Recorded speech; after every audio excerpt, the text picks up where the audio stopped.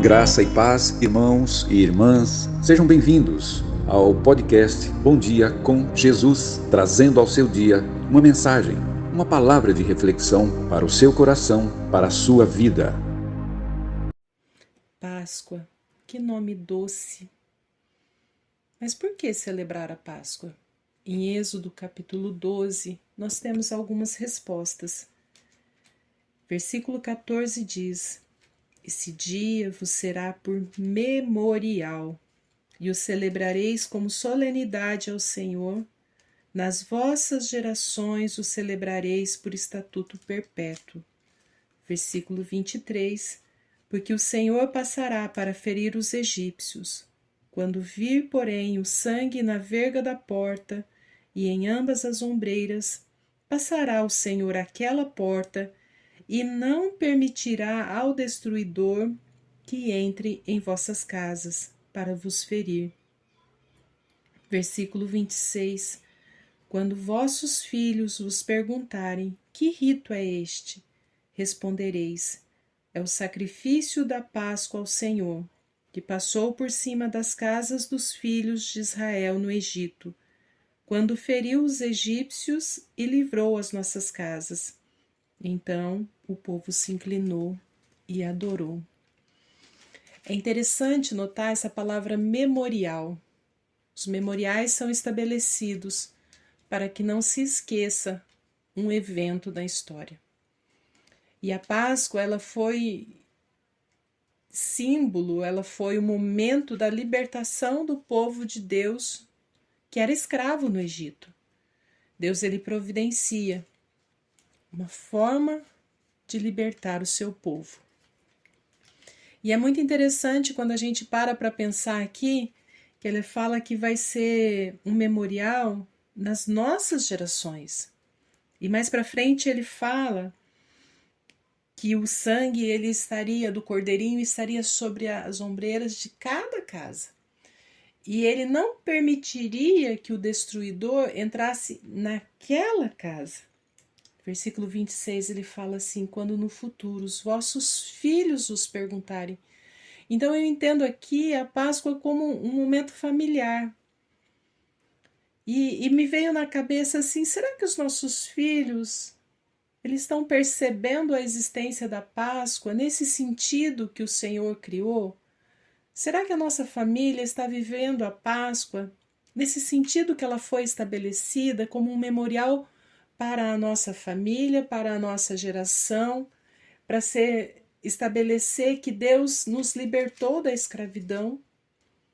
É muito interessante quando você olha aqui, ó. Porque passou por cima das casas dos filhos de Israel no Egito. Quando o Senhor está na nossa casa, o destruidor não pode entrar. Já percebeu isso? E a Páscoa ela vem como um memorial para nos lembrar disso. Paulo, escrevendo aos Coríntios, ele fala assim, ó: antes de tudo vos entreguei o que também recebi, que Cristo morreu pelos nossos pecados, segundo as Escrituras, e que foi sepultado e ressuscitou ao terceiro dia, segundo as Escrituras. A Páscoa estabelecida no Egito era uma libertação física do povo de Deus. Eles seriam livres e estariam indo em direção a uma promessa que Deus tinha para a vida deles. E quando nós vamos para o Novo Testamento, que Paulo fala assim, ó, que Cristo morreu e que foi sepultado, mas que ressuscitou ao terceiro dia. Ele está falando assim: o Cordeiro de Deus já fez um sacrifício perfeito. Porque quando João ele olha para Jesus, a primeira confirmação que ele tem, ele fala assim: eis o Cordeiro de Deus que tira o pecado do mundo. Lá no Egito tinha o sangue de um cordeirinho, de um animalzinho, que foi colocado sobre as vergas da porta. E quando Deus vai falar com Moisés, ele fala assim: Moisés, eu vi o sofrimento do meu povo, eu ouvi o seu clamor, e por isso eu desci a fim de livrá-los. Deus, ele desceu através de Jesus Cristo.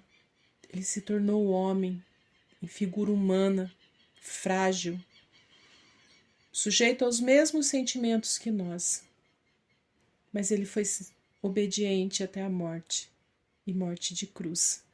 E quando o sangue do Cordeiro de Deus, o sangue de Jesus Cristo, foi derramado na cruz do Calvário, era como se o sangue daquele cordeirinho, para substituir aquele cordeirinho, fosse colocado sobre as nossas vidas. Quando nós aceitamos a Jesus, o sangue do Cordeiro de Deus nos livra do destruidor. A palavra de Deus diz que o diabo não pode tocar naquele que pertence ao Senhor. Então, o sangue do Cordeiro de Deus, ele está sobre a nossa vida. E nós temos que fazer com que a nossa família seja abarcada por essa salvação que Cristo oferece. Nós não somos bons, nós não somos legais, mas a palavra de Deus diz lá em Efésios, capítulo 2, que Deus, sendo rico em misericórdia, por causa do grande amor com que nos amou, e estando nós mortos em nossos delitos, nos deu vida juntamente com Cristo. Pela graça sois salvos. E juntamente com ele nos ressuscitou e nos fez assentar nos lugares celestiais em Cristo Jesus, para mostrar nos séculos vindouros a suprema riqueza da sua graça em bondade para conosco em Cristo Jesus. Deus, sendo rico em misericórdia, ele enviou a Jesus. Por causa do muito amor com que ele me amou e com que ele amou você, ele nos ressuscitou juntamente com Cristo. A todos quanto o receberam, deu-lhes o poder de serem feitos filhos de Deus. O sangue do Cordeiro, ele precisa estar sobre a nossa vida. Como lá no Egito, alguns hebreus talvez tenham falado assim: eu não vou sujar a porta da minha casa com sangue de cordeirinho nenhum. Hoje talvez algumas pessoas estejam falando: eu não preciso desse Jesus. Eu não preciso. Nós precisamos que o sangue do Cordeiro de Deus esteja sobre a nossa vida. As datas comemorativas, elas existem para nos lembrar. Lá no Egito, Deus fez uma promessa. Deus fez um simbolismo de um cordeiro, de um sangue de cordeiro passado sobre as portas da casa.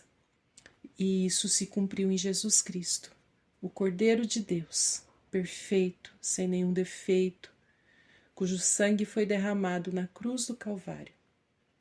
E esse sangue impede que o destruidor toque nas nossas vidas. Mas esse Jesus, ele não ficou morto. Senão não teria, simplesmente seria somente mais um sacrifício. Jesus Cristo, ele venceu a morte. Jesus Cristo ressuscitou e ele está vivo. Eu imagino a alegria das mulheres quando elas foram ao túmulo de manhã. E os anjos falaram para elas assim: por que vocês estão procurando entre os mortos aquele que vive? Jesus Cristo está vivo. A morte foi vencida. Glória a Deus por Jesus Cristo, o nosso Senhor.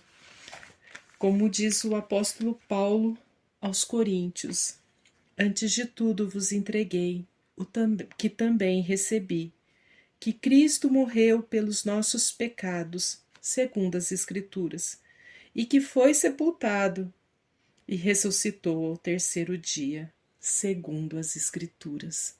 Jesus Cristo vive, e porque ele vive, eu posso crer no amanhã.